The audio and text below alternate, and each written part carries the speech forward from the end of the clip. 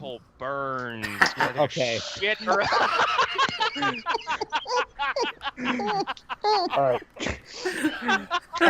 Connor, you fucking asshole. Instant dissatisfaction. That's your fatality. I have never gotten you to react so quickly to an opening line before. Why? God damn it. Oh my So, god. Absolute Why? victory. Rage building. what is causing the butthole burning? That was my fucking curb stop from orbit. I think I can retire now. Oh man, I don't even know. Ask Smiths what they put in their fucking grocery store wings that I bought yesterday. 'Cause that's pretty much all I've had. Oh God. Woo. If you could see the disapproving frown I have on my face right now. I don't want to see. I don't want to hear about it. Okay, I have a half-eaten box of oatmeal raisin cookies next to me. Okay. Yeah, I'm sure that's helping the situation. Yeah, that's not good. Whatever. That's tomorrow's problem. No, that'll be your problem in 15 minutes, Connor. Now, Connor, let the advice of an older man sink into your brain at this point. You can't keep eating like this. It's just going to get worse. Oh, I know. It's just going to get worse. Also, by the way, for those who think this way, I am not a great big fat person. I'm actually not fairly a great thin. big fat person. I'm actually. I'm not a big fat person. I'm not a fat Oh, what? Was she that great big fat girl? I'm actually fairly thin, and I don't know where all this food actually goes. Well, now I do. Oh, Yeah, show well, canceled forever. It comes out. It just comes out in a different form. All right, I'm A adding black to my hole. top 5 worst now. A black hole, much like Connor's asshole, is coming to envelop the entire history of the show right now. I fucking hate everything about this. I mean, you all lean on me to open the shows. It was a matter of time before we opened with a poop joke. I mean, I don't know Yeah. if we've ever been really given the choice. I feel it's just you just jump right in. I just steal it. you know, when we first started out, Chris was doing these very bombastic intros. Chris was doing these very the word I would use is robotic. Yep. But he was trying for something. I He was prefer trying. this though. The problem is, it sounded so canned that it came off like "Welcome to the Phantom Zone." Yeah. I am Chris Smith. Chris is a very specific person. I don't think I can ever explain him to anyone, but he's the most monotone. He's the most. He's the most monotone person on Earth. It was like being introduced by Stephen Hawking's talking computer. Like, It Oh, was God. great. I love that Yeah. guy. I fucking love Chris. God, he's funny as fuck. But Welcome to the Phantom Zone. a lightning ball, to the Phantom Zone. a lightning rod of energy. He is. Arrow. He's our regular old Ben Stein. Yes, that's exactly what he is. But hey, so this episode's not about poop or Chris. Or- It's it's actually our kind of 2017 all-encompassing wrap-up. Best of top 5s for each of us, and one pick for what we think is the most abysmally terrible thing about 2017. Yeah, and also if we want something that we just found in 2017, but maybe older, that fits under our purview. And we're going to be using the same rules that we do for movie specials, which is something that is based off of a comic book, something that is an original superhero or supervillain, or it's based off of a pulp novel or something of that nature. So that's. Oh wow! Okay. Well, Oh crap! I gotta change my. fuck me. I have to, Fuck I me have to then. change my number 1 pick then. Oh fuck me then. I have to change my whole list then. But it's anything. It's video games, comics, movies, TV, whatever. So, yeah. It's a good thing. guess. It's a good thing. There's both gonna of be these some. There's gonna be some bullshitting on this episode. Well, I think one of my numbers will kind of falls under one of those categories. So we'll see what happens when we get to it. Well, that defeats me talking about War for the Planet of the Apes. Let me take it off there. Ah, shit. Oh, you thought this was an After Dark. Well, it's an After Dark now. Well, I mean, we can stick with it, but I was thinking, like, the stuff we normally talk about, but the top 5 of that. But Why don't we just pick one thing? Because there's a lot of comic book movies that I would not put on my top 5 list this year. I mean, fuck, surprisingly, I only had 2 comic book movies on my list, and actually, no, I only had 1 movie on my list because it's a toss-up between Logan and Wonder Woman. Logan actually won. Interesting. I like Spider-Man, but it's not going to any top 5 anywhere. No, it's a good movie, but I wouldn't say it's my favorite movie. Like, it'll be fine. Yeah. And Justice League, sorry. Well, wow. You earned a different accolade today. I would never even know where to put that on my list. I wouldn't care. If we're just talking about the 6 major movies, comic book movies that came out this year, Justice League's at my bottom of the list easily. I wouldn't put Justice League in my top 5 anywhere for fear of Andy coming to my door and just shooting me in the face. Andy might have officially Andy ending the podcast. I've never seen Andy legit angry. I've heard him jokingly angry, but he really hates that movie. And I like how it's seemingly never ending. Like even today, he's like, they should just fucking fought Starro. Starro. And killed him with glue solvent or whatever. I'd be okay with that. Because that's how they killed him in the comics, guys, or something like that. So I say we just turn this into a semi after dark and continue with our written lists. Sure. Yeah. Fine, guys. The lunatics are running the asylum now. No, if that were the case, we'd be calling Stephanie and a few other people in. It'd be a wrestling show.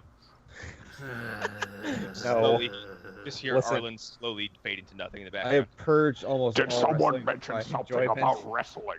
Dude, no. Actually, full disclosure. I think this is the lowest I've ever been on wrestling in my whole life, and I'm perfectly okay not talking about it. I am too. Well, brother, I want to introduce you to a couple things that I've been reading and writing about. Have you ever heard of Vor before? Okay. Have you ever read Jesus books about Christ, the Denver airport? No, this show is not going that direction. I've also been reading a lot about Sonic the Hedgehog 4. No. God damn it. Okay. We need to stop this. All right. Swear to God. Okay, let's just dive into our own list then. Actually, thankfully, if you're the first few entries on mine are comic book related, so Okay. who wants to go first? I'll go first. My first one is Wolfenstein 2, but I don't know how many of you played that. I have played the first quarter of it, I would say. That game is fucking crazy. I played Doom. Is that the same thing? Okay. I mean, it's a similar experience, Arlen. to be honest. Arlen, I'm not gonna lie. There are moments in Wolfenstein 2 that are crazier than Doom. Really? Wow. Yes. Wolfenstein, just purely from a narrative perspective, because there's moments of the game where you don't have control, and you're just observing, and it is cinema quality riveting. Okay, here's how dedicated. I'm gonna spoil Wolfenstein 2 a little bit. I'm not gonna say who the character is. Okay. But let's just say there's a famous history character in the game, and there's an option. You can kick him while he's down on the ground, and it'll cause the game. You'll get a game over. What? Yeah. Holy shit.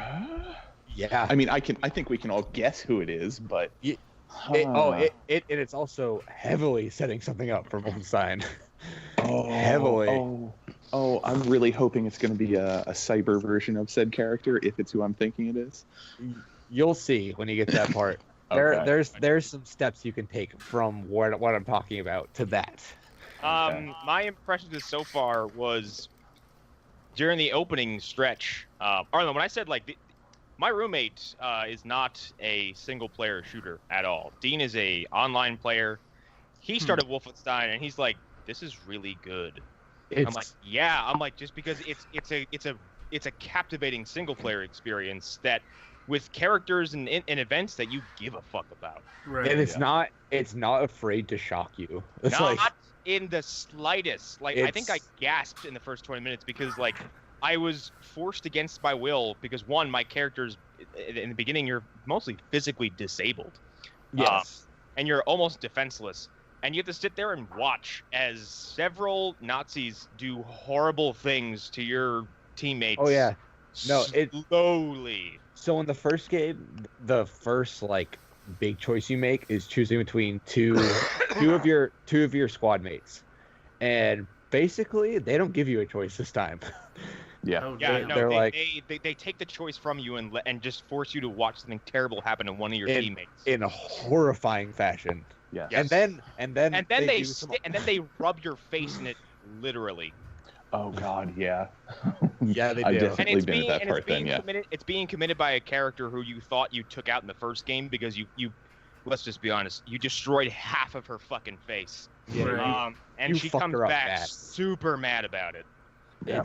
But the upside is that she is the instrument of her own undoing, because during this entire sequence, her daughter is there too, and she's a Nazi, and she is berating her Nazi daughter the whole time, calling her fat and pathetic. And then her daughter does a face turn because her mother's like, "I read your diary, you're disgusting," and she's like, "You read my diary?" And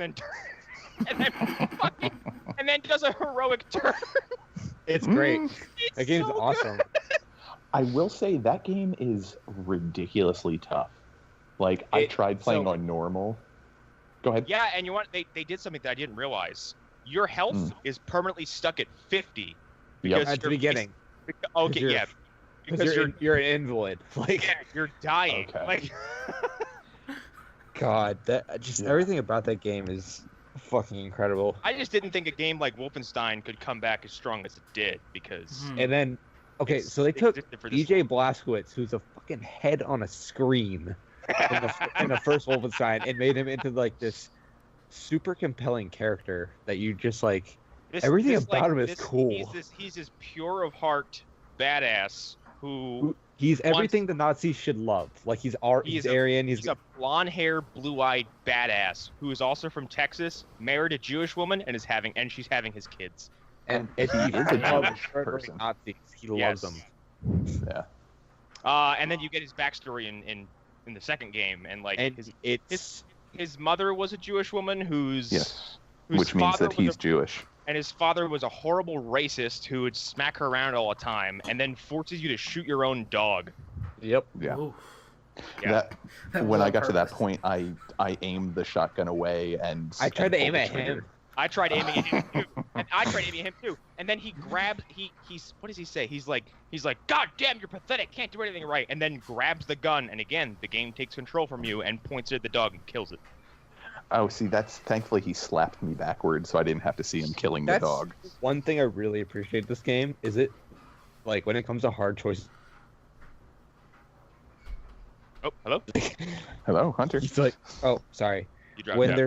there's like intense hard choices like that, it's not shy about being like, no, you don't get a choice. Like, Well, and Well, and it's also because I do like the new idea in gaming, like, because people bitch about choices, like, oh, choices don't matter, and like the creatively cynical writers are like, oh yeah, now your choices really won't fucking matter, and now you won't get a say in it. but like somehow in Wolfenstein that works because it's like the world is so Yeah. fucked. Yeah. Like in and, the game. and it works in Bioshock Infinite because Bioshock Infinite, the game is telling you the entire time, your choices don't matter because this has happened over and over and over and over Yeah. again, and you will make the same set of varying decisions over and over and over again for infinity until the universe explodes, because that's what's supposed to happen.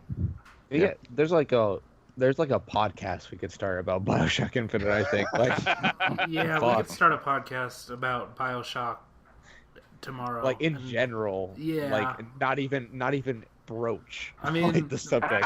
every episode, a certain debate will come up, and it will just go on and on and on. But Yeah. we won't have that here right now.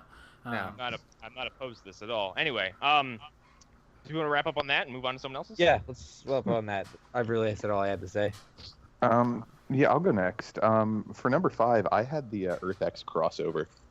Oh yeah. Oh, Oh, fuck! All right, that is I actually mean- substituting my list. Yeah, that actually works. It is kind of like a self-contained movie, so yeah. Yeah, that was my logic with it, because it didn't feel like single episodes. It felt like a 4-part movie essentially.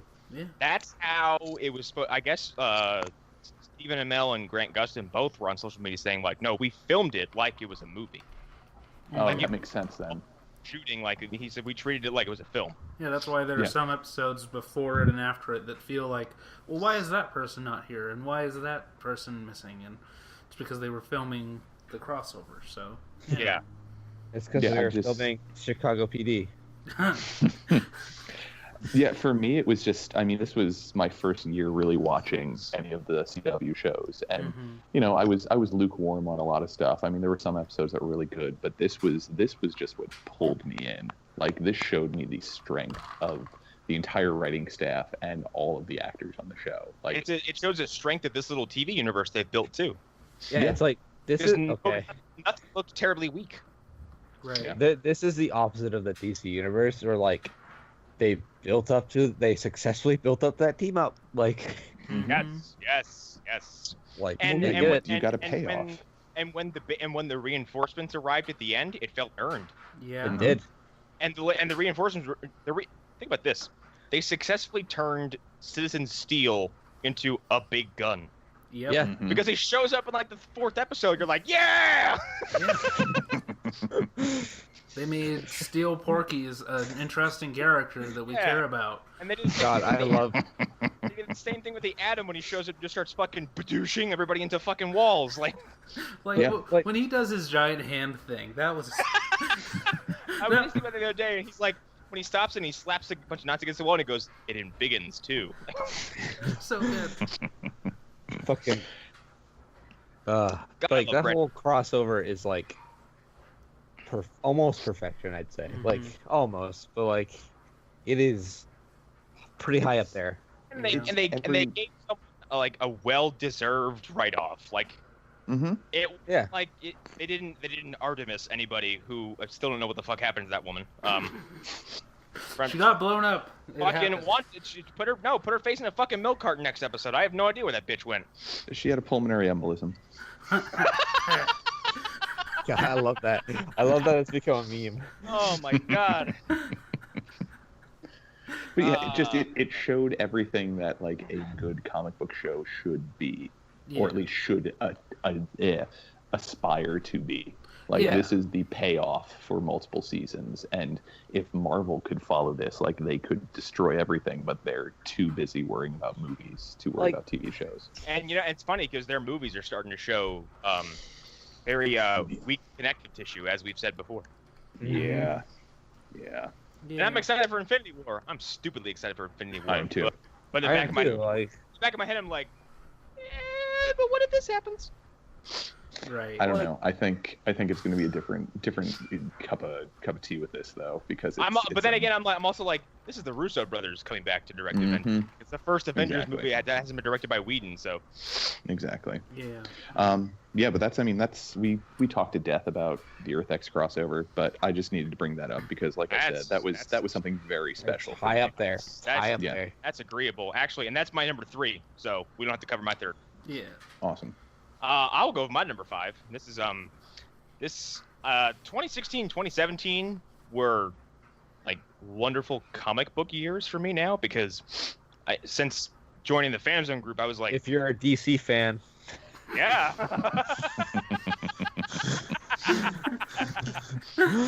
Add that asterisk in there. Funny you mentioned that because my number 5 pick is DC Rebirth, the launch title. Rebirth is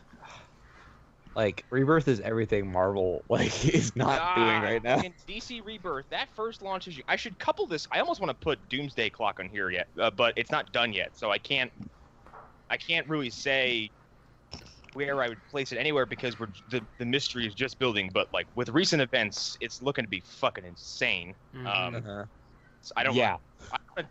We want to talk about what happened in Doomsday Clock number 2 real fast?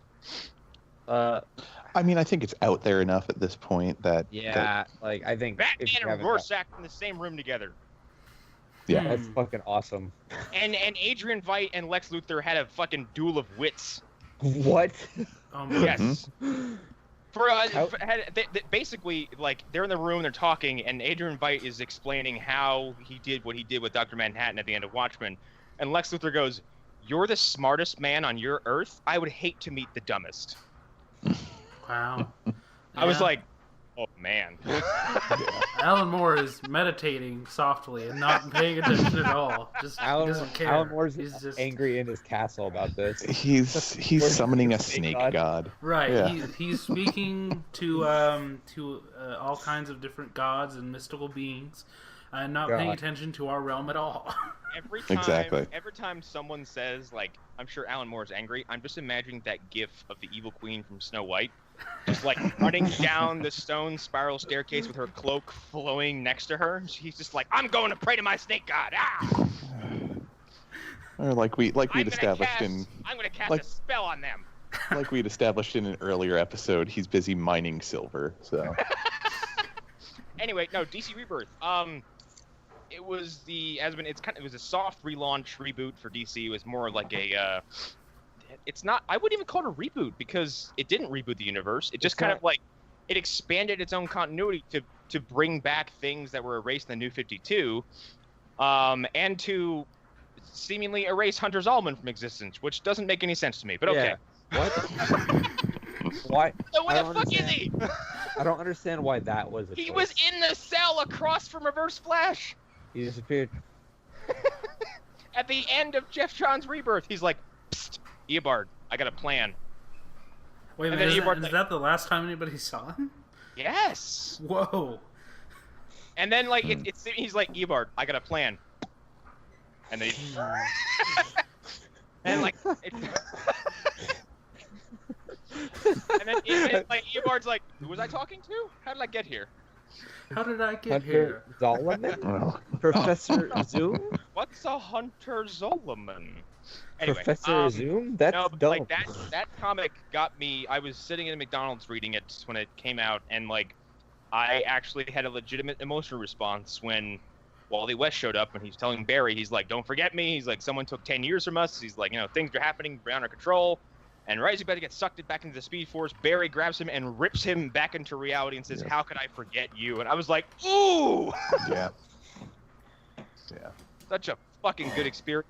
That and like the mystery they've been building up with Dr. Manhattan. And now with Doomsday Clock, Adrian Veidt was like, Dr. Manhattan went somewhere and has been living another life, and we don't know what he's been doing. Yeah. And now the theory is like, what if he's Superman? And I'm like, please don't do that. He's not. Oh, see, I'd seen the theory that he was Captain Atom. That seems like a dull existence for Dr. Manhattan. What if he's like something weird? Like he's like in like Section 8 or something. He's fucking Defenestrator. He's actually been Lois Lane the whole time. He's Booster Gold. He's Mr. Gold. No, he's taking the form of Alanis Morissette. I thought you were going to say he's taking the form of Atlantis, and Aquaman's been living on him. Well, okay, that's the kind of goofy shit that would get me back into comics. That would be so great. It goes full straight on to Ultimate. He's Freddy. Well, Arlen, you should check out Doom Patrol. There's a character called Danny the Street in there. Oh, dude.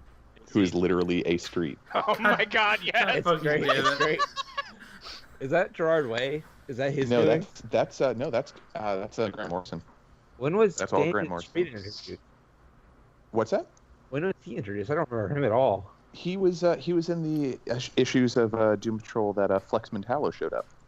Oh, okay, I remember now. Yeah. Yes. Yep. Okay. Yep. Yeah, and he's shown up again recently in the new Doom Patrol comic. But yeah. Yes. But yeah, DC Rebirth. It was years ago when I got back into comics. It was like 2010, 2011. I was slowly getting back into it, and then like I think the bubble burst when Dark Knight Rises came out because I had just I read like the big few Batman graphic novels in the same week, and so I went into that movie like at an all-time Batman high, and then left the movie. I was like, that was a little weird, but okay. Actually, yeah, no, I can see that. My initial response to Dark Knight Rises was nothing but positive, and then like second rewatch, I was like, why did he waste time climbing that bridge to paint a bat signal on fire when the city's got a nuke in it? I think that's everybody's reaction to the Dark Knight Rises. It's like, I think I liked that. I didn't mind him having a nuclear bomb at the end, and we're divulging a little bit, whatever. My biggest problem with Dark Knight Rises is like Batman is so cool when it's very self-contained. Yep. But then when you blow it up, you're like, I have a nuclear bomb. I'm saying to the government, it's like, no. Like, yeah. you wouldn't be able to hold the whole city hostage like that. They would have sent some people in and fucking took your ass out. Oh, they would have sent the army in. I don't care about your nuclear bomb. Yeah. Yeah. And Wasn't they're the not army even just, real like, leagues around of the perimeter? assassins people. They're just hitmen. They're not like ninjas Yeah, who and also have ultimately, guns. ultimately, Bane is undone because Batman knocks one of the tarantula legs out from his fucking mask. Mhm. That's it. Because he's a sad puppy dog. Well, Yeah, that's but, also like, because he did it in the middle of the afternoon. He didn't do it in darkness where he was born. Batman finished his Sphinx riddle and he was rendered stunned. I do love the idea that the entire conflict is resolved like with him and Bane. It's like the first fight is like Batman's punching Bane in the face, doesn't do anything, and then like Bane's like, "What's your solution?" And Batman's like, "I'm gonna punch you harder." Yep. I also know that you have a crush on a girl. Jesus Christ. Anyway, DC Rebirth has felt like a very nice culmination of me diving back into comics, especially DC, because as Hunter said, nothing Marvel has produced in the last 2 years has gotten my attention at all. And the one thing that disappointed me so fucking hard, it still makes me mad. Is it Civil War 2? It's Civil War 2. Are you guys ready for World War Hulk 2? Are you guys ready for that? Why are they making fucking sequels to events? Cut it out. I don't Because know. that's the new trend at Marvel. God fucking damn it. Yeah. We need movies. We capitalize on them. You capitalize on the popularity of a film by making an inferior sequel to. Never mind. I'll talk about that in I mean, but yeah, great shit. And everything I've read so far from that line has been great. Flash Rebirth had a little bit of a slow point recently, but just picked back up. Godspeed's back into the fold, and I guess all the rogues. I've heard like, there was I can't remember what it is, but it was like a really obscure like DC title and someone told me it was fucking amazing, and I was like, and there was like a Rebirth title. I can't remember the name of it right now. Was it Demon Knights? Something he's like, "Oh, dude, the Rebirth relaunch of blah blah blah was so good," and I was like, that's such an obscure thing that I would never think would be amazing. And if I think of it, I'll bring it up. But It could be almost anything. The most recent Flash issue has all of the rogues secretly hiding under Iron Heights in a little in a weird pocket dimension that Mirror Masters made for them. Yeah, they're all hanging out there, like all of them. They got like a card table or something. What are they doing? Yes, it's literally a clubhouse, and like Captain Cold has a throne made of ice. That's amazing. And Godspeed just showed up, and he's like, maybe part of your crew, and I can give you the Flash. Damn. He just wants friends, apparently, I guess. Godspeed, I feel very bad for August Hart, because he's like, yeah, Barry, I'm your sidekick. Let's go kill all your villains. Wait, what? Huh? Why would that even be a thing? Yeah, I don't know. Arlen, you're number 5. Right, okay, so, since I'm the only one that actually did what we said we were gonna do. Sorry, Arlen. I'm sorry, but there's so many other things that I like this year that I wanted to talk about. I know. I get it. Because we talk about this stuff all the time, so I understand. But, so my number 5, I don't think it's going to be a surprise to anybody. Maybe it's a surprise that it's so high up. But, my number 5 is Arrow Season 5. That is completely agreeable. And also, season...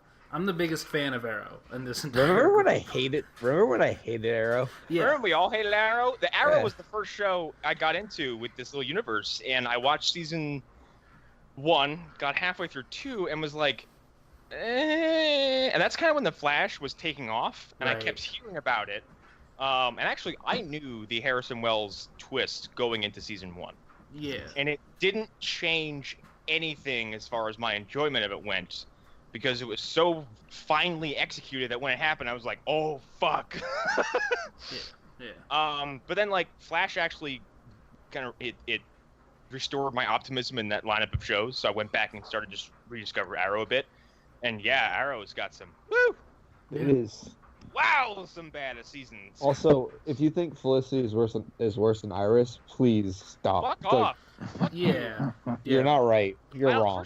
First of all, I heard that the Olicity wedding made the crybaby dirty diaper babies on Reddit, turning the Reddit into a Punisher Reddit. And I'm like, you guys, like, when you guys did it with the season 4 thing, fine. It was funny. This is childish, and you need to move on. She got better. Dead. I think Felicity Smoke is a 10 times better. Well, what's her name? I can't know. Emily Bricker, something like that. Mm-hmm. She's a good actress. She does a good job. I don't understand the hate. Yeah, I've never understood the hate they have better chemistry than Candace Patton and Grant Gustin do. Yeah, that is true. That is true. Yeah. That's because Iris has all of a sudden become this fucking. She's become kind of a bridezilla. Yeah. Yeah, and they keep on forcing this Iris is the leader thing, or whatever. Although, like I said, the best moment of Iris was at the scene from recently when she yelled at Ralph. Mm-hmm. Yeah. Have you guys watched that yet? No, haven't it's on watched YouTube. that. It's real quick. It's like a minute long. Ralph tries to watch Netflix at Star Also, Labs. Ralph has quickly become. I don't know if I talked about this yet, but Ralph is like my favorite part of this season. Yeah, Oh, I'm God, really enjoying him. If they kill him, I'm gonna be very upset. Or if they Julian Day him. Not Like, Julian Day. he's just- That's the fucking calendar man. He's such a fucking prick. I love it so much. Yeah. But Arlen, The fact that he is the elongated man, he can stretch, fits because there's something about his face that makes him look like a doll. Yeah. Like literally made of plastic. Yeah, he's like, it's great. I just really like him a lot. But yeah, Eric, you were saying? I know. I was just going to say. So, Arlen, what was it particularly about season 5 that made it stick out the most for you? I can answer that more. I guess we didn't have this conversation with Eric because Eric wasn't on with us for last season. But season 5 it's a return to form. It's like, and then some. Yeah, and it's like what made the good seasons of Arrow good, and it was getting back to that and getting back to Arrow being about a guy in a suit with a bow and arrow who kind of makes a difference sometimes. And that's what the show's about. It's not about. They took that and perverted it because the villain they got for season 5 is easily. Mm-hmm. Reverse Flash is one thing because Reverse Flash is superpowered, so like his evil is magnified because he's capable of so much more. Mm-hmm. Prometheus was probably the most visceral, mean-spirited villain I've seen in this network of shows. Yeah, and he wins. Yeah, he wins at the end. He wins.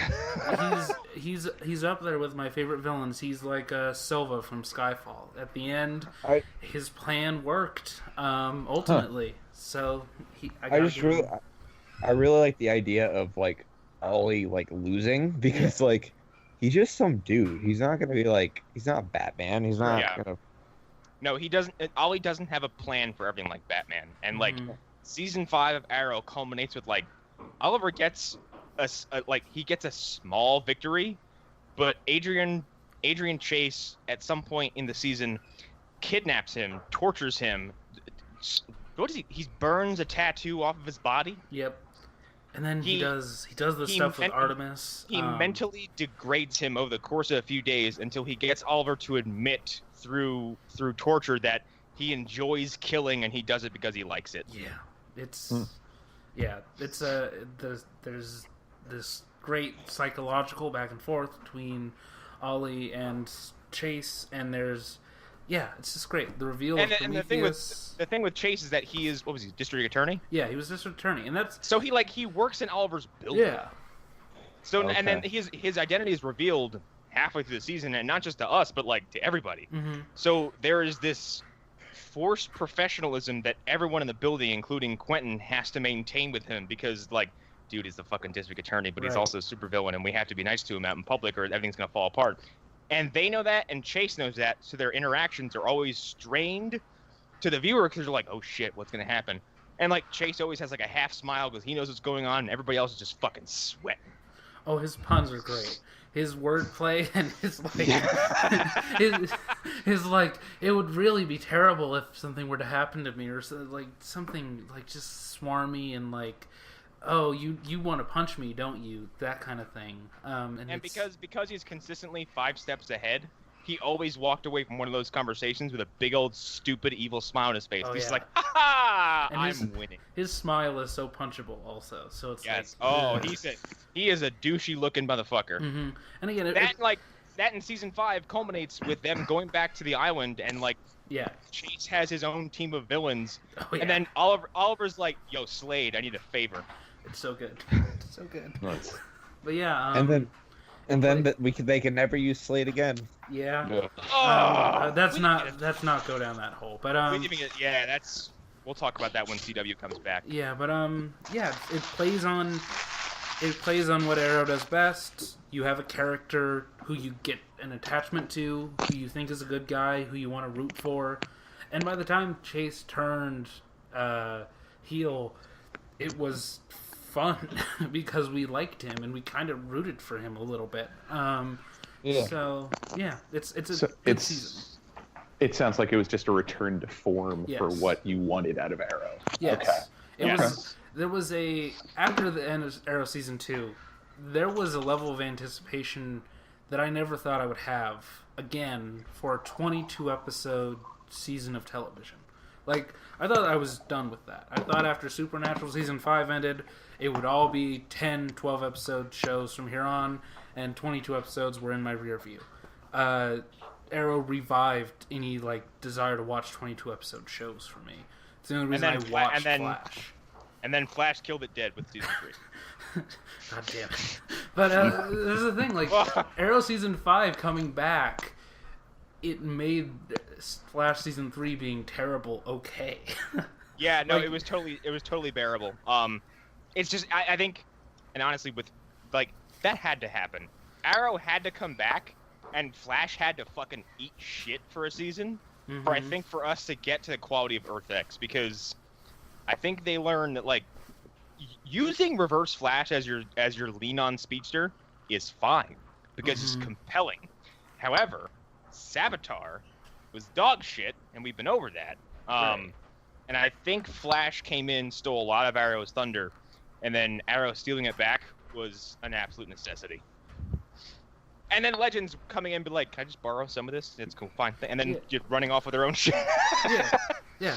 It's funny because, we said in season 1 of Legend, there's an episode, and I remember saying this. That was a better episode of Arrow than any episode of Arrow I had seen. Oh my god! Season. Shit! Actually, Eric, that is probably the only episode of Legend season 1 I would tell you have to go watch. They do Dark Knight Returns with Oliver Queen. Yep. Yeah. It's so cool. Okay. And they actually use the Dark Knight Returns representation of Oliver. He's missing an arm, and but he's also doing the Bruce Wayne thing where it's Deathstroke's son completely dominated Star City. And Oliver loses an arm. I can't remember how he does, but he goes into hiding. He disappears. I think everyone's dead, aren't they? Yeah, but Connor Hawke is the Arrow in this future. And in this future, he's Diggle's son, isn't he? Yes. Diggle's baby boy now. His sweet baby boy. Yeah. And I was really hoping it was going to be Ollie's current son, and he still looks the same age. Oh God, no! That would have been amazing. You mean an age that we're unsure of? He's 30. He's 37 years old in this future. But, Him and I Madani. can't remember. Oliver gets a robot arm, and he teams up with Hawk, and they fight Deathstroke's army of thugs with the Legends. It's so good. It's fucking awesome. And his I theme forgot how plays, cool and that it's is. great. Yeah, it's just That sounds pretty great. Yeah. And it's far better than Future Flash we meet in season 3, who is. God damn it. We gotta keep on bringing it back, but yeah. No. But yeah, that was a preview. Man. But Arrow season 5 was good. And we've talked about it a lot. So you go back and listen to episodes. Anybody who's now just started listening, but it's a good season to watch. And It's good. Yeah, and I was rewatching it just to make sure that it was as good. And it's strong from the first episode of that season. And I remember fighting with them to get them to watch it. I told a friend of mine who Joe, you'll never listen to this. I love you to death, but your taste sucks. Getting him to watch anything is like pulling teeth, because he's the kind of person who watches Walking Dead and goes, "Who's mowing the grass?" He's that dude where you want to reach across and just rip his face off because he's saying something so stupid and asinine just because that's how. Who is mowing the grass? It doesn't matter, dude. This is I the know, same but guy. it's fun to think about. I know, but he's also hung up. He's hung up on Dark Knight Rises because he thinks that he's had this weird hang about Dark Knight Rises. He's like, hang on, is Batman like in his 60s? That means Bane is like in his 70s. How are they even fighting? I'm like, you're relying on information that doesn't exist. Stop doing this. Wait, what? Yeah, wait a minute. What? He somehow he has created this idea in his head that both Bruce and Bane are at some sort of advanced age. They're and they not would be physically capable of doing what they're doing because he's created. In the film, The Dark Knight Rises. Yes, Isn't that 20 years later? But the thing is, they don't establish a set of timelines or ages for anybody. No. So he's relying on information not that at doesn't all. exist to form an argument that doesn't make any sense. Yeah, but even if that was true, he wouldn't be 60 years old. No, he's like 37, maybe 45. 37, No, he's like 45. in his 40s. Like, Yes. What Yeah, the and fuck? Maybe. And he seems to think that Bane, because he seems to think that the events that happened to Bane took place years before Bruce, so that Bane is like 50 or 60. No. They could have Yeah, taken I'm place like- after. Easily. I'm like, that's what I tell him all the time. I'm like, you don't know this information. Stop it. Anyway, I told him to watch season 5, and I explained to him all the narrative structure. He's like, that actually sounds interesting. I was like, oh yes, I got you. Nice. He still hasn't watched it, but I got his attention. That's all. That's enough for me. All right. We want to move on to our number 4s. Yes. Yeah, that works. Boy. All right. Okay, so my number 4 is Power Rangers. Okay, you know what? This counts. This counts.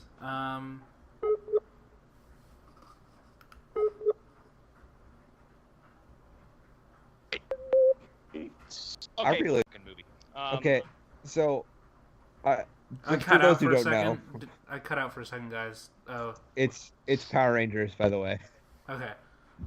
So, for those who don't know, I like Power Rangers a whole lot. Like still, to this day, and I watched Power Rangers like a couple months ago, and like that movie, I don't understand where all the hate is coming from because there's a lot in that movie that is done with love, and there's some that's not. But I like there's a fight scene in this movie that is pulled straight out of the show. Yeah. Like, yeah. it's And it's not on crazy. anybody else's list, real quick. It's not on anybody else's list, right? No, I don't think it is. Yeah, No, I no. didn't think so. But I also saw this movie, and the people who still hate it, I don't believe that they've actually seen it. Not for a second. I haven't, and I'll explain why I have such an aversion to it. And I have a reason for it. It's that it's got a visual style that is completely and utterly off-putting and detestable to me. I completely agree. I can understand that. It's symptomatic of the Michael Bay Transformers ugly action movement where you're being assaulted with lots of jagged, pointy, hideous metal objects just banging together, and it's nauseating. Here's the thing, though. Like, there's 2 designs in this movie that I really love. It's the Red Ranger sword. That's awesome. I really like that one. Yeah, that's pretty good. And I think the Megazord, if it had better colors, it would be really rad. Like, if it had, see, I don't agree there because I watched the Megazord fight with Goldar on YouTube. Yeah. And the only time I really got excited was when I saw fucking Tommy and Kimberly in the crowd. Yeah. That was so weird. But like they formed the Megazord, and like I kind of got a kick out of like them trying to communicate because I always wondered how the Megazord worked. Because in the show, it's just them fucking flailing their arms in the same room. Like, what are y'all doing? Right. And this is like they actually have to communicate and move the parts as a cohesive unit. Yeah. I'm like, that's interesting, and it actually makes a whole lot of sense. Yeah, it's very Voltron-y. But in a then, way. like looking at it, I'm like, the Megazord looks like someone took the classic Megazord and hit it with a magnifying glass with the sun. It's like Yeah, I just that's think fair. like fucking there are- ugly as fuck.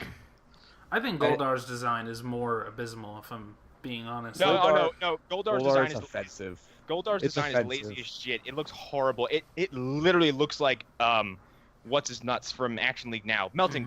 What is it? Melting Man. Meltman. Yeah, it looks like Meltman. Meltman. I think definitely I really like this movie, and I think they could be better, but like I do really like this movie, all things considered, because it's just there's so many things that I just really liked as a fan of the series. Yeah. And the other thing is my nostalgia for Power Rangers died a miserable death some time ago. And for a minute I was like, it's fucking Power Rangers, whatever, it's harmless. But then I was like, the longer it went, it felt very cynical to me. I was like, we don't need this. So, And No. not to toot my own horn, not to say I was right, but my line of thought was probably accurate, because I guess this movie didn't perform well outside of here. Not very well. Yeah, no, and it I didn't, guess it didn't and I perform think, well. Arlen, I think your phrasing on it was like, it's not the right time. It's Yeah. really not. It's not. It wasn't. So the movie should have been released like middle of summer, the same week as The Mummy, I think. Oh, I mean, I don't think it's been long enough to have any nostalgia for it. No, here's the thing. Also, I think the problem with the movie is it doesn't rely on nostalgia. That's the No, it does biggest not. problem with the movie. it does at parts, but then it does not. Like, it really does not care about your nostalgia at all. It doesn't give a shit. It relies more on nostalgia for other things than it does on nostalgia for Power Rangers. This, Now, Saban did have a part in this, didn't they? yes, they did, and apparently, and I don't know how true this is, but Saban is saying that they would be willing to produce another movie because the toy sales were good enough. Oh yeah, which is they're likely. That's actually not surprising. that is I not don't- surprising at all. For me, I am completely neutral on Power Rangers. Like, I was a little bit too old when they came out to really give a shit about them. And the movie, I had no ill will towards it. I also had no goodwill towards it. But just from a purely removed stance, it was very much a, hey, let's try and cash in. It was a completely cynical movie, in my opinion. Huh. It's not. I don't think it's too cynical. I think it's just they're trying to Americanize it. Yeah, and and I you see can where definitely you could get that also. Well, and obviously you could just go watch the Super Sentai on YouTube, or you could buy amazing DVD. It's also actually, and this is, I'm gonna quote Max Landis, and I apologize. It's before he was a colossal douchebag, when he was actually when he was saying things you could listen to and go, that's actually kind of makes sense. He was on The Nerdist, and it's one of my favorite Nerdist episodes, actually, even to this day, after all the shit that's come out about him. He's talking about pitching, and he says not everything has to be grim and dark. You can do dark, but you can do do slightly dark, but you can also do something that doesn't have to be so gritty, and not everything has to be rebooted as a gritty reboot. And this felt like the trailer was so fucking morose and dead serious, and I was like, this is Chronicle. This is just Chronicle. Yeah, and I can see why that would be a turnoff, honestly, because the movie isn't that. That's the thing. It's not. It Okay. really I is watched it and I was like, this is not depressing or at all. It's a movie that does take itself seriously. It does. There are points where it should take itself seriously, and it does, and it's earned. What I came out of the movie feeling was, there are points in this movie that aren't there for kids, that are very clearly there for the people, for the adults who are coming with the kids. There's parts of this that are for a more mature audience, and it's a movie that feels like it's trying to entertain both audiences, which for a Power Rangers movie, that's an achievement, because That is, yeah. Pretty ballsy. you can't watch the 1995 Power Rangers movie and say that movie was ever meant to entertain Okay. adults. You know what? I watched. You know what? I watched that recently, and it's It's even for fucking is dog shit. as even for watching that as a fan of Power Rangers, is not good. It's so not. bad. It's And, not. It's not a good I movie. got called out for saying Secret of the Ooze was bad recently, and I But don't think that's people who defend that movie actually went back and watched it with adult eyes. because that I movie- have seen it recently, and I think Secret of I still enjoy it, but I could It fully is- agree why it- it's bad. It is offensively sanitized. It's not great. To the Yeah. point where the it first movie was- feels like it was made in a different dimension. It's The first movie was based heavily on the Eastman and Laird comics. The Right. second movie was based heavily on, let's make a lot of money off of this. well, it was Yes. also the cartoon is popular, so let's just go full on cartoon. Let's just do as much of the cartoon as we can without paying the inventors of Bebop and Rocksteady. So, well,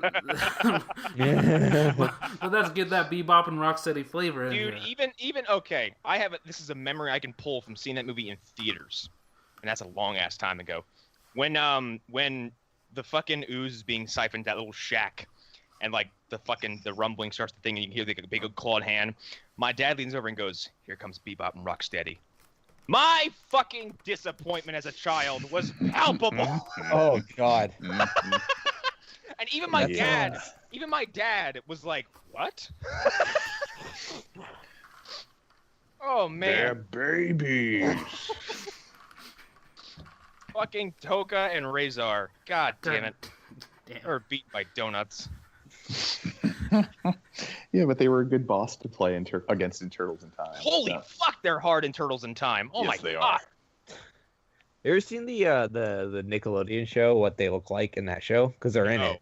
I didn't know they Oh, God, lasted. no. I didn't know they survived. Like the fact that they survived beyond that movie is kind of amazing to me. It is. It's I love it. Toka is a turtle, right? Toka so. is the turtle and Razor is the wolf. I love Toka's design. I think Toka's design is awesome. And he kind of reminds me of Slash, the turtle. Yep. Oh yeah, Slash. Yeah. Not the guitarist. I mean, I know what you're talking about. Slash. Slash is a cool ass design for a Ninja Turtle. Hunter, you said they're in the Nickelodeon cartoon. Did they Zilla them out like in the Godzilla? What is it? The one that Godzilla was fighting all the other monsters, and like you got to see the Kinda. American Godzilla. All right, Kinda. they kind of yes. disrespected them in the most respectful way. That I shit- really like Razor's new design in that show. Like That shit in Godzilla was funny as hell. he's like kind of skinny and like gangly. It's Destroy all cool. monsters. I love that so Destroy much. monsters. Thank you. Dude, that show is actually really good. Or no, what was it? The Was it Godzilla- Final Wars? What was Yes, it? it's Final Wars. Wars? Destroy all Final monsters Wars, was the older yeah. one. Final Wars is the one with first of all, they got somewhat 41 to put a song in there. That's God great. fucking damn it. Dude, okay. Uh, I'll tell you something real quick about Japan and them using dated punk rock music for stuff. Dude, they love it. They love I don't know. it. I'm a big. The only wrestling I really defend right now is Japanese wrestling because it's never bad. And one of the companies I follow a lot is Dragon Gate, and Dragon Gate has a very kind of Dragon Gate. Is what I've described as if pro wrestling were a fighting game, which is exactly what pro wrestling should be. Right. It's all colorful and has a very rock and roll attitude, and like they've got weird ass characters like someone who was a man and now is identifying as a woman whose finisher is a kiss. They have a character whose gimmick was a kleptomaniac and a man who was basically a cyber gorilla. Damn. That's a It's the preview for cyber- our Spawn Armageddon It's the- episode on VGH. Fucking best. God, His fuck.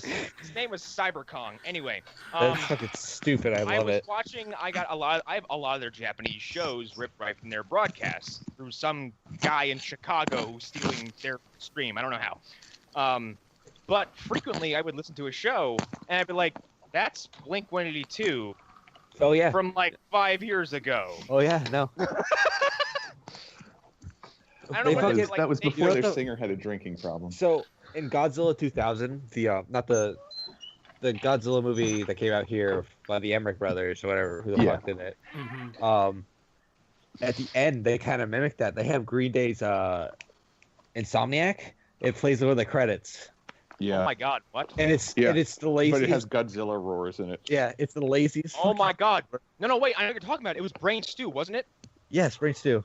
It was Yeah. Brain Stew with added Godzilla sound effects. God, It's so fucking stupid. I Yep. love it so much. Oh, the worst. boy. The worst. You want to move on to someone's number 4.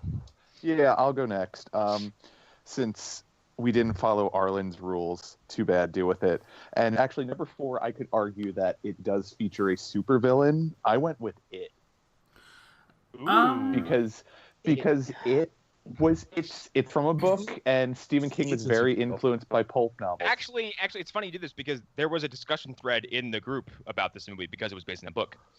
I'm willing to Yeah, give it a pass on It- this Okay. one. It Like, is a supervillain. yeah, it It's a is. It's supervillain. about a supervillain. It's just that there's no superheroes to fight him. So No, there's, the kids these, No. so these kids sort of have to come together and form their own superhero, kind of as a team. Now that I How, think about it, it is kind of a story about a world where there are no superheroes. Right. Yeah, I mean, no, well, it- that's it- every Stephen King book. The world the world in which it inhabits is very, very. I don't want to use the word cynical, but it's a very hopeless area because like all the adults in what the fuck is the town called? Derry. All the adults in Derry suck. Yeah, you get the feeling that they've all everybody is just fucking checked out and nobody cares and like all the life has been just sucked out of them. Yeah, and like they hang up feeds into the bigger story. Kids like you're fucking checking your watch. They put it in the background. It's never like they never spend time talking about it, but it's very clear that the adults have been trained by Pennywise in some way. Like anybody who survived Pennywise has been manipulated by him with that weird children's show. They're part of a big machine for him, I guess. Well, yeah, it's the whole idea is that it isn't just Pennywise. It represents the entire town of Derry and the sway he has over it. Yeah. And it's the way it's always been. That's why they have those little bits about like, oh, he's been around since the dawn of this city. Yes, and I love the remake. The remake's great. I have gone on record to say that the people who hold the '90s version on a pedestal really need to go back and re-examine that shit. Oh my god! Because I was watching. Hey, guess what? Though that miniseries is actually pretty bad. It's actually hilarious to watch now. It is atrociously written. It's got some of the worst dialogue I've ever heard in my life. Yeah, it's no good. It's a TV miniseries. There's that sequence where Bev is older and she's crying into John Ritter's shoulder and she's like, "Why is he so mean?" Like this is like when The Stand gets remade, when it happens. This is like people complaining because they prefer the television miniseries of The Stand. If any of you have seen that, you know that television miniseries is terrible. It has some okay moments. It does. Gary Sinise is very good in it also. Yes, he is. It'd be one thing... Oh, go ahead. I was about to say, it would be one thing if this was like a remake of The Shining or something like that. If this was The Shining, I would have freaked out. The Shining?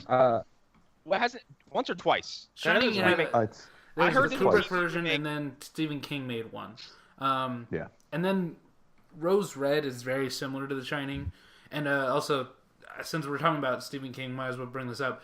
1922 also came out this year, and that movie is very Shining-esque. For anybody who's interested.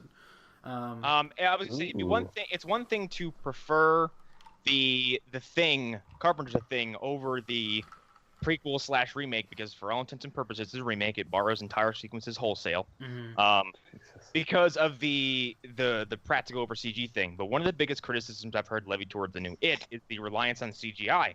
I'm like, first of all, he's a being that's supposed to like defy what you understand about like existence and reality, and he's supposed to be capable of things that don't make any sense. Of course CGI is going to be used to make him look fucking scary and out of this world. And they did, and it worked. That projector sequence, holy shit! Also, they do a lot of practical effects in that movie. I saw something where he came out of the fridge, and like, how the fuck did they do that? Right. Like, I don't know. It's so convincing. Like, the projector sequence where he, like, what is it, like the lights go out for 2 seconds, and then like he is literally like he is the room basically. He's so fucking big. That's not even the scariest parts to me though. Like when I think it's Mike, when he is delivering that meat and he's seeing the hands of his dead parents coming through that door. That seems so effective, and it's all practical. It's people in burn makeup on their hands and fire effects and voices, and it's all in the editing, and it's perfect. It's terrifying. I saw that, and then that door pops open, and you just see the outline or the shadow basically of Pennywise and his eyes glowing, and that's all you see of him there. There's a GIF. I don't know if you've seen it. It's him eating like a hand, and he's like using it to wave. Yes. It's so oh my god, that shit is fucking off. Is so unsettling. And then it's followed up by the best. It's followed up by that sequence, which is so great. It's like I've heard this movie is funny too. I've heard this movie is funny. Yeah. It is like it's what? Oh damn it! What is his name? God, there's so many of these kids. Finn Wolfhard. No, the one. Well, he's funny. The one is in the medication. Oh, His yeah. character's Stan? Stanley's character is his mom No, is that's like not Stan. Stan is the Jewish kid. first of all, his tormentor is absolutely horrifying, and I can't look at that. Horrific. I can't watch the flute scene. I can't. It's Eddie. It's Eddie Casabranca. Yeah. Eddie, okay. Loot lady. Eddie's character is on all these medication, and like when someone tells him like these are placebos, like your mom just has you on this medication to keep you fucking freaked out, and like he confronts his mom and has this really impassioned speech and goes, "These are fake, Mom. They're just gazebos," and he throws them. So good. Yeah, and Yeah. I mean, God, it's a movie where the worst villain isn't even the clown. The worst villain is Oh my Beverly's God. dad. him Oh, and God. the fucking bully. Oh God, the bully. Yeah. Yeah, he's The bully really upsets me because like this movie Henry takes Bowers. place in the 90s, doesn't it? No, it's the late 80s. Okay, it's late Yeah, 80s. the book took place in the 50s, but yeah. they modernized it, but like Mhm. he looked like kids I grew up with Mm-hmm. who I really didn't like, Yeah. who were really really shitty. Yeah, And he looks like the kid you would avoid at the arcade. It He looks really like a kid who would wear a fox hoodie. Right. You know what I Yes, like, Him and like, his and, like, little ghoulies that the hang fact that around he had with like him. he had a fucking little rat tail in the making, and like it's like a half mullet and his little fucking red tank top and freckly face. I'm like he looks like a bully from my nightmares. And Like He looks like that kid. He looks like that kid who would wear a fox hoodie and it would be super into System of a Down. God fucking damn it. We all had one. God. We all had one. ugh. Oh, Mine were a God. little bit different. We still had those when I was in high school. God damn it. Yeah. But yeah, like, and they set him up really well. Like, if you rewatch it, there's a line about how there was a racist cult in Derry. What? Yeah. They it's just an offhanded line, but it I completely need to see explains this that movie. character.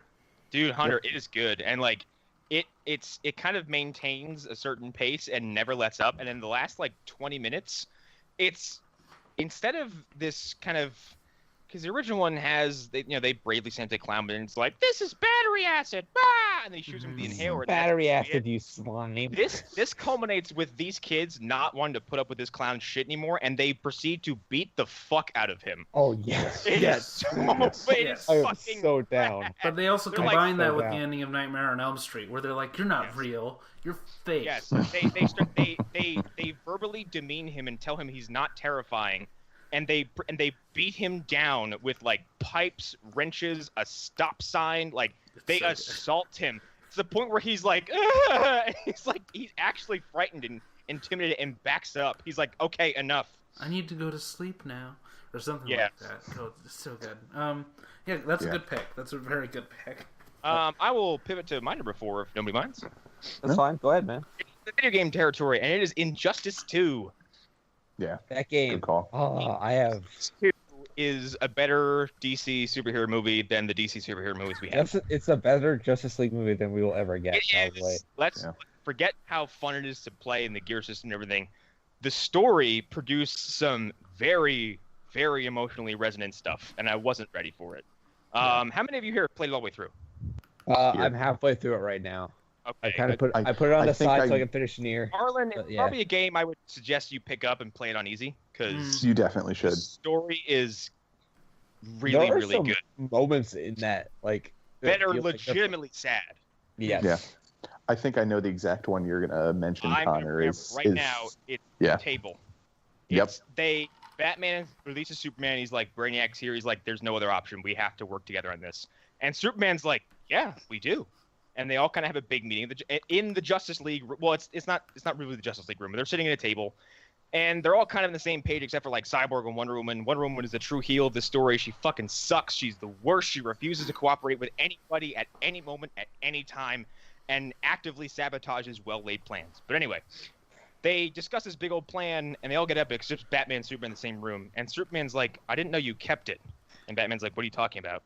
And he reaches over and grabs a cloak off the table, and it is a fractured Justice League table. And they just Yep. stand there and have a quiet moment. Yeah. And then like, they Batman walks look at each other, away. and Batman goes, huh, I forgot it was there, and leaves. Yep. Actually, the other moment that I think does even better is it's near the end of the game. It's when Superman and Batman are confronting, and yeah, That's when and, the Ninja Turtles will show up. no, the Ninja Turtles do not show up. Okay. So when here's Superman and my thing. Batman are. Go ahead. Here's my thing. I want DLC where they add the Ninja Turtles, Hellboy, and Mortal Kombat characters into the main story. Oh my god, I would take that up in a heartbeat. But the ending. Go ahead, Connor. Toward the end, where they have a conversation and they just talk about memories they had as friends, and then it's like, what is Superman's like? He's like, I remember the day I told you Lois was pregnant. You knew before I did, and I still don't know how you figured that out. And Batman's like, those were very good days, and I think he says, I'll miss the men we used to be, and then they fight. I'm like, that was the line that crushed me. Yeah. Because they're like they're basically like, one of us might die here. Like and then I think like throughout the story, both Batman and Superman tell other people like, you're not looking at this correctly. Like me and we were friends, which is why the other one is still alive. Yeah. I think out of Superman's own mouth, he's like, I spared you because you were my friend and you've always been my friend. And at some points in the story, Superman actually saves Batman from impending death. Like, it fears in situations that would irrefutably kill him. They're it's like the world's worst best friendship. Because, like, they're just two people who are polar opposites who somehow, like, they balance each other out. And one of them went over the edge and, like, they just can't come back from it at this point. Well, I mean, arguably they both went over the edge, but one pushed the other one over the edge. Yeah. So, yeah. And then like I think the casualties, metaphorically and physically, are some of the worst parts about it. Like, what Damian's turn is fucking gut wrenching. Although they retconned it to make it less gut wrenching, because in the comics, Damian turns because, and I'm actually glad they did this because it would make Superman's good guy moments in Injustice 2 unbelievable. Because in the comics, Superman is implied to have released Victor Zsasz to go kill Alfred, and that's just fucking monstrous. And he does. Spoilers, he does. He stabs him to death in the Batcave. It's super brutal. And which Damian sneaks into Victor Zsasz's cell, turns the lights off, and starts asking him, which one's Alfred's, talking about his cuts. And he says, which one's Alfred? Is it this one? Is it this one? And he's just stabbing him over and over and over and over again, and stabs him to death in a prison cell. So Go ahead, can Arlen. I say, you talk about these comics in the chat a lot, and I'm always surprised because it's the same writer of All New Wolverine, which I haven't been reading just because, I mean, y'all know, I've been reading comics for a while now. But I keep up with that book, and it's still well-liked. He hasn't done anything nearly as controversial or shitty as what I've heard described in this book. Let me just, I'm gonna spoil something from the recent Injustice 2 comic book. Okay, you know what? I'm glad I brought this up, because the Injustice 2 game, fantastic. The current Injustice 2 comic book, shit. Complete shit. Nothing happens, and when something does happen, it sucks. Recently, Batman does a 2-issue arc where he's like, I have a plan. I'm like, what? He's like, we're going to free the Teen Titans in the Phantom Zone because we kind of need them. And everyone's like, sounds like a good plan. So they go to the fucking Fortress of Solitude, and a bunch of Eradicators come out that Superman programmed in whenever. Come out and fire, buddy. They deal with them. And that fight ends because Ma and Pa Kent are living in the Fortress of Solitude because society has ostracized them because of the parents of Superman. Yep. And they come out and they're like, stop. They call the Eradicators back. And they say, "Come inside." Like, this doesn't need to happen. Does they tell DC just hate Ma and Pa Kent secretly? I don't know. Well, then, like, something actually heartbreaking happened. Like, Ma looks at Harley and goes, "Not you. You're never welcome in this house." Damn. And Harley sits out in the cold. And they go inside and they have a conversation. And then they go to open the Phantom Zone. And basically, Plastic Man goes in and starts pulling members out. Superboy can't leave because Superman basically punctured his heart. And if he leaves, he'll die. So bam, already down one. I believe they get oh damn it, what is it, Wonder Girl? I think. Wonder Girl, Firestorm, and Tim are the three who come out. And a tornado that kills Jonathan promptly. It found me! It found me! So go, Martha. They get them all out. Leave the horses. And they get them all out, and like Tim and Bruce have a moment. They're like, wow, like these two haven't seen each other in a long time. It was 5 years in the Injustice 1 timeline. They're having a moment. They talk, and the entire time, Plastic Man's going, "Hey, something's happening." No one's fucking listening to him. He goes, "Hey, something's happening." No one's fucking listening to him. And right as Tim and Bruce finish their conversation, Zod heat blasts him and then back and kills him. Damn. Yeah. After he's rescued, I'm like, wait a minute. I just read 2 full issues of a rescue attempt for the Teen Titans, and I am left with 2 of them? Yep. And you murder the one whose presence was probably missed the most? Fuck you. He died to Zod. Zod! The comic is just mean-spirited to be mean-spirited at this Yes, point. that's exactly the problem. It's because, and especially with the Injustice 2 comic line, because the Injustice 2 comic line, nothing is happening because it's already happened, and Brainiac's not here yet. So what's the conflict? Superman's in jail. If he gets out, you're ruining the entire idea of him being imprisoned. Also, they've set up so many fail-safes at this point, it's not even funny. In addition to being in a Red Sun prison, Adam is in his brain. Adam is in his brain, pulling on certain. I think like it's established that Adam basically hides out in Superman's brain and tugs on some of his nerves or some shit, and coerces him to sit back down. I don't know how it works, but that's what he's doing. Okay. That's where Ray Sure. Palmer is. Sure. So when you say he lives in his brain, is there like a little house in there or something? I know. God damn it. Because like there's not It's a like whole lot Legion. of stuff. Yeah, Exactly. there's not a whole lot of He has stuff in He there. has a little TV and it casts it up in this fucking fleshy room. He's, Superman's like, I've had this fucking headache for days, and I keep hearing the Cheers theme, and I don't know why. Adam is making speeches to himself, reciting Shakespeare. Like what is Like Adam Jermaine eating? Clement. I don't know. But it was like, yeah, his first escape attempt, he goes to leave, and Batman's like, you're not leaving, and Clark's like, watch me. And then, like, Clark stops, and because this little voice bubble off screen says, like, or on the says, like, stop. And he's like, huh? And then Batman's like, yup. He's like, I planned for this too. And it super cuts into Batman's brain. There's Adam going, stop, sit down. It's like the Ant-Man sequence from Civil War. I'm your conscience. I know you don't talk to me for a while, but on a whole different level. That's But anyway, fucking dumb. the I love it Injustice, so much. the Injustice 2 game is fantastic. Yeah, and if you and hate it's the beautiful. Ninja Turtles being in it, fuck you. Yeah, seriously, fuck you. It's fun. Fuck you. It's super addictive. The gear system is amazing. It's got really cool designs of really cool characters. Captain Cold is in a video game. Like, I don't think I have to say anymore. It's a game where the Ninja Turtles, Hellboy, and 2 characters from Mortal Kombat are in. Like, Yeah, it's such a fun fighting game, and I can't wait until the next one comes out, which will inevitably be Mortal Kombat vs. DC 2. it's and it'll be- happening. Can't it'll say be no to it. It'll be good this time. Maybe. We'll see. Anyway, and on to someone's number 4. Who else left? I believe it's Arlen. my number 4, and I assume we're gonna have to wait to talk about this, but my number 4 is Wonder Woman, which just tells you how much I liked the other things on my list. So yeah, I don't know if are we gonna have to wait, or is this the time? It's not on my list. Connor? It's not on my list either. Oh, okay, Hunter. No. It's not Okay, on so I either. guess it's time to talk Wonder Woman then. I Uh, guess. it's good. It's a good movie. Like I like it a lot. It is so, it's wonderful. No Mhm. pun intended.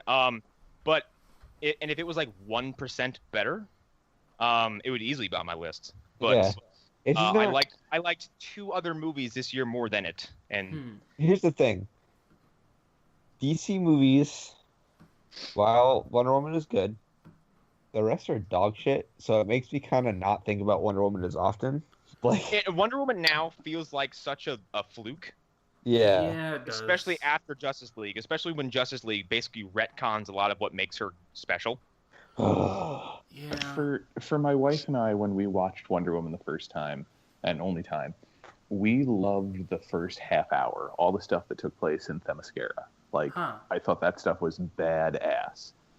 Everything after that, it just didn't sit for me. Like, See, I don't know what it was. I think that movie really came alive during the No Man's Land sequence. Yeah. That was, but I mean, that's okay. There were sparks of brilliance in there, but for me, it was a well-made film, and I can understand why people enjoyed it. But I still like you guys were saying, like the other DC films have been dog shit, and for me, I think a lot of people were just freaking out because it was actually a well-made Warner Brothers film. I was not that impressed by it, in all honesty. Huh, interesting. So I had a similar reaction myself. I spent a lot of time thinking, did I like this because it was good in comparison to other things, or did I like it because it was really good? And I've said many times before, I probably like Man of Steel the most out of all of us. Okay, yeah, you know what? I will concede that movie's not dog shit, and No. actually, It's watchable. it is fine to Yeah. great, It's and flawed. it's got some, and it has some really offensive pieces. Right. Yeah. But overall, it's fun. Yeah. It's fun. And Yeah, we've If you don't, beaten- if you don't get any joy from watching Superman fucking slap Zod around in the air Yeah. like a ping pong ball, you don't have a fucking soul. But he mean, need to Connor, do it you're for telling 30 us you're minutes, getting which is reasonable. A reasonable... Shannon Connor, you're telling us you're Shannon getting Shannon into vulgar altruism. Oh please no, I will. Yeah. I'll quit the show But, right now. but yeah, that movie was... I like it a lot more than a lot of other people. I understand for some people, like, the Jonathan Kent stuff just completely ruins the movie for them. I get it. You gotta know, son. Is sometimes, and here's the thing. Tornado. The horses line that we keep making fun of, that's from BVS, and that's Yeah. What the fuck? What was that? Don't worry about it. Why were you watching Old Spice No, I'm not. commercials? No, that's my ringtone. Remember, this list raises- is brought to you by Old Spice. That raises more questions, but okay. No, I just haven't changed my ringtone in years, so I just keep using this. It's just,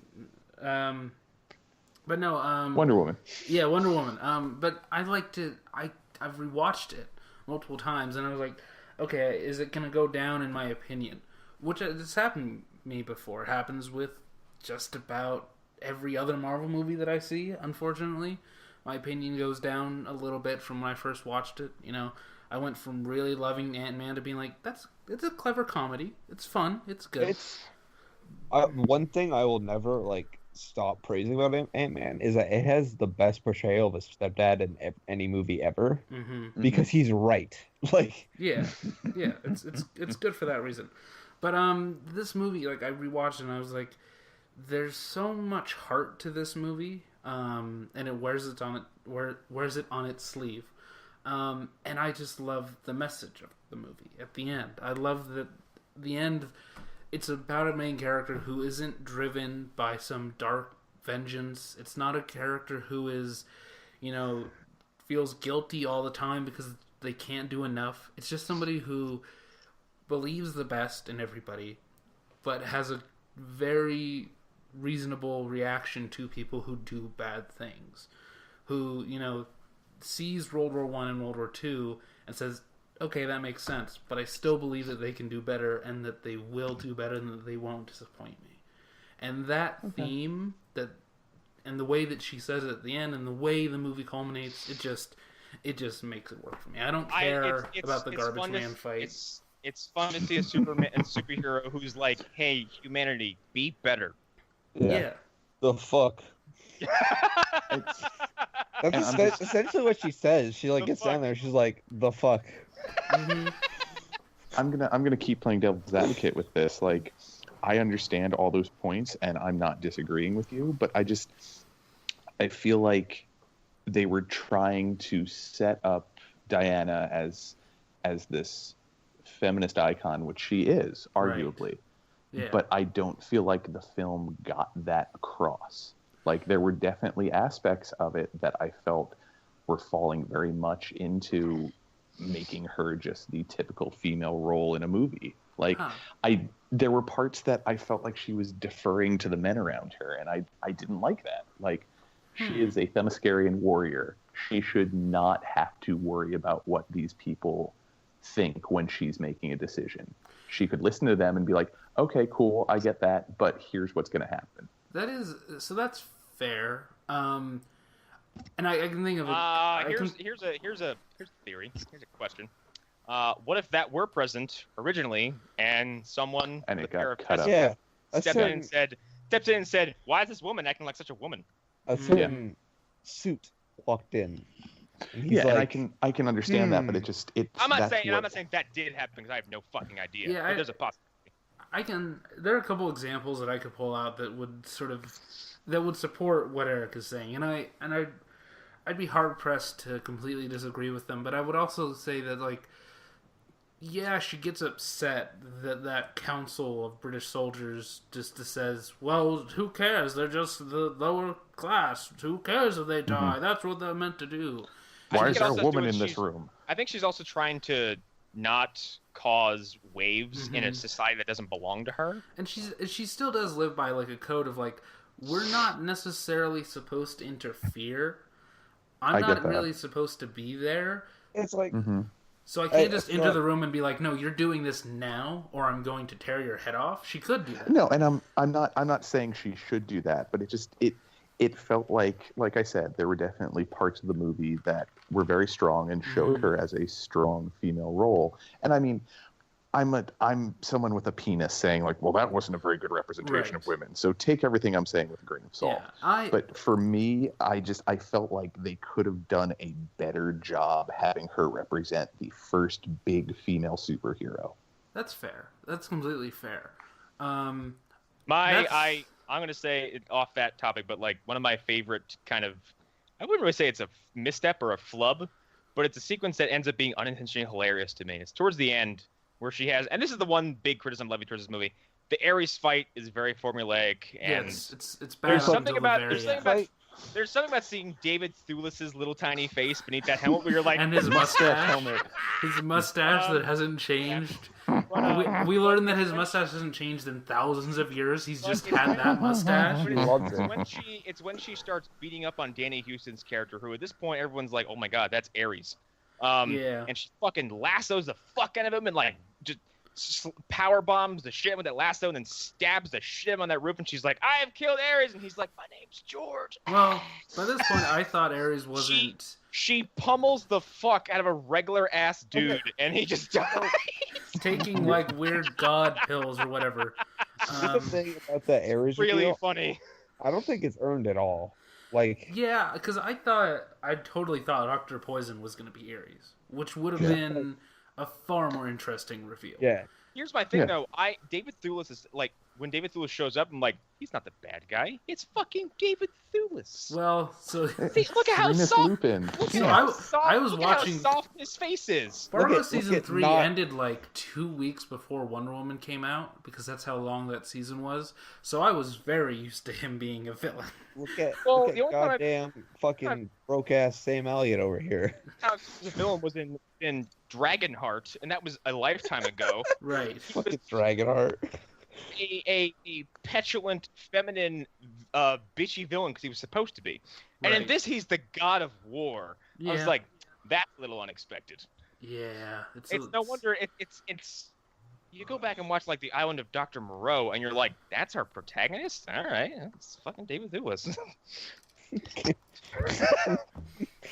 I love him. He's a great actor, but like intimidating, he is not. He's not. That's fair. He's like Diana. He's more creepy than. Oh yeah, yes. He's Um, very. But yeah, I do think he's the weakest part of the movie, and I think up until her speech that she has that, and again, I really fall for romances in this movie when they're done well. So for me, it's like the romance between Diana and Steve. I really believed that. I love it. Bought it. It's not based on like physical attraction. It's based on them having ideals that complement each other so well. Yeah. Like Yeah. when he's yelling at her in the trench, about like just the way things are, and she's like, bullshit. Gets up and like starts like kicking ass. He's like, okay, let's do it. Yeah, like he goes with the flow. He doesn't like, well, I'm sticking to my plan because I'm a man. I know people are like, they're like, oh, it happens too fast. I'm like, you'd be surprised how quickly people can fall in love in war. Like when you're live, when there are damn lives at stake, like. Listen, there's no better natural aphrodisiac than being shot at. Right.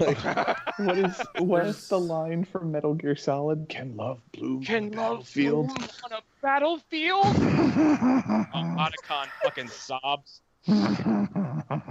Fucking weeb trash. I wouldn't call Metal Gear Solid weeb trash. I'd more call It's it like not. fucking.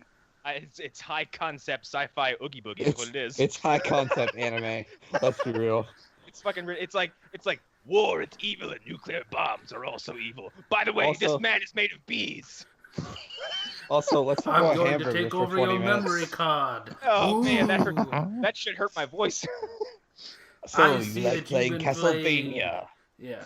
I see you've been playing Need for Speed 2. Oh my. Tsukio did too. Okay, who's number 4 is left? We're I think we got all the number 4s. We're in the number 3s now. my number 3 was Earth X, so we can move on from mine. Okay. Okay. Okay. Speaking Go of ahead. Castlevania, you want to know what my number 3 is?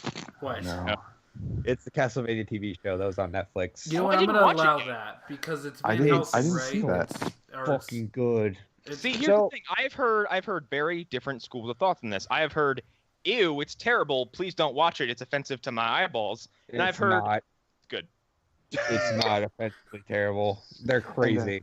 Quick side note: it was written by Warren Ellis, so it falls in Yes. the comic book category. So and it's too anime-y for me to Dude. get into it. Like, Voltron is just like different enough Okay.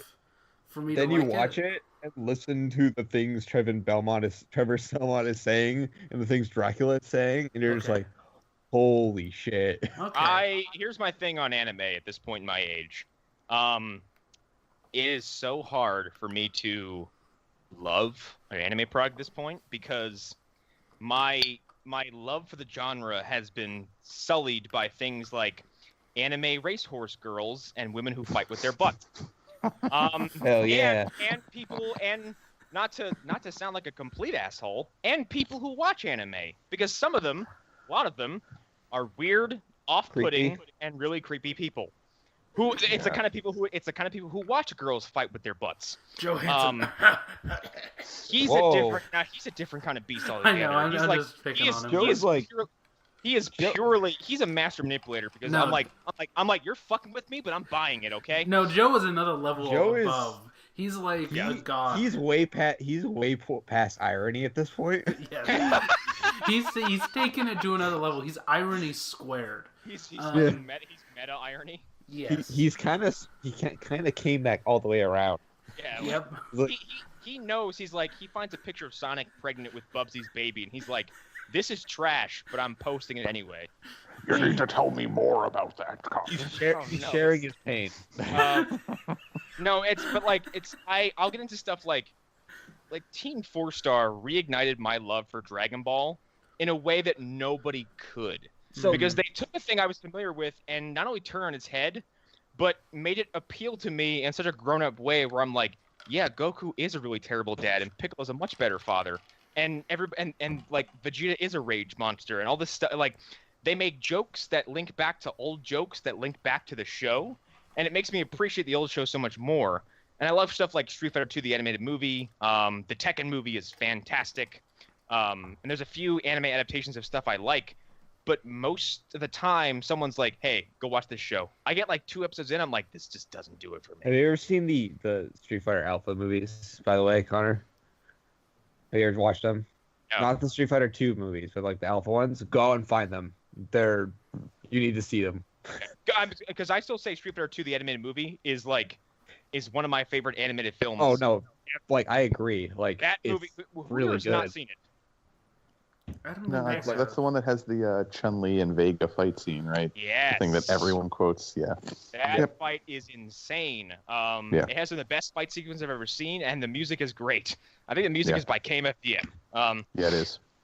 That But movie is to go- fantastic through and through.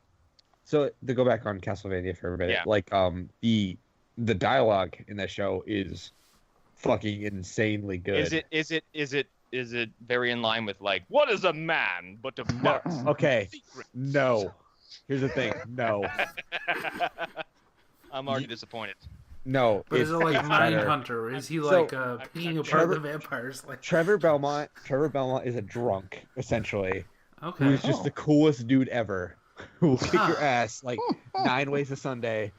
He's the best. Like Okay, They- wait. So he's everything I wanted Dante from Devil May Cry to be. he's cool. Like I really like Trevor Belmont. So Okay. he's kind of like the wolf, kind of. Okay. Yeah, and Graham McTavish plays Dracula. Oh, What? okay. You didn't. Nobody Oh. told me this. Why didn't you lead Yes. with that? Yeah, Nobody- I was trying to remember his name. That's why. Who is he? Is he Soap? Is he? Which one is he? Is he Fuck, who is he? He's Price. Yes, Price. Isn't he? Wasn't he also in Preacher? Yeah, he's Yeah, and he's also he's in Rambo. He's the guy that Stallone is like, you have to make a choice now. Oh, good. Yeah, he's awesome. I'll watch it then. Yeah, it's good. Go check it out. It's only 3 episodes, and season 2 is gonna have 9 episodes. Wow. So, God damn it! So We'll see. I'm glad to see We'll see what Warren Ellis gets done. I'm glad to see we've already hit the Berserk problem with Castlevania. well, the problem was, I was reading somewhere. It's like the budget they had was very little, and this was basically a test for Netflix to be like, "Hey, we can do this." And okay. I'm glad that worked outside of something like Residue, which I got really into and was quietly kidding. Remember a while back when I posted in the group about the Wolverine radio drama? Mm-hmm. Yes. So Richard Armitage, who's playing Wolverine, he plays Trevor Belmont. All right, I'm in. Oh, okay. Yeah. All right, yeah, I'm in. Okay. I'm glad I mentioned actually Berserk, because that is the only other anime that has gotten my attention recently where I'm like, It's not great. Have you seen it? You should see the animation. It's pretty bad. No, not the new one, the old one. Oh, the old one? Okay. Yeah, original Berserk, because original Berserk is basically like what Hideki Miyazaki pulled from for most of Dark Souls. I'm a really big Berserk fan, and and the aesthetics of it, I'm like, why wasn't I into this a long time ago? This is everything I like right now. I will warn you, there is some stuff in that that's like will shake you. Oh, I'm kind of ready for it. It's not a pleasant story. No, I wasn't expecting it to be. I wasn't expecting the guy who based, his entire fictional universe of Dark Souls on it to be pleasant. Yeah, there's some themes that show up frequently that's not good. So yeah, no, I'm gonna check it out.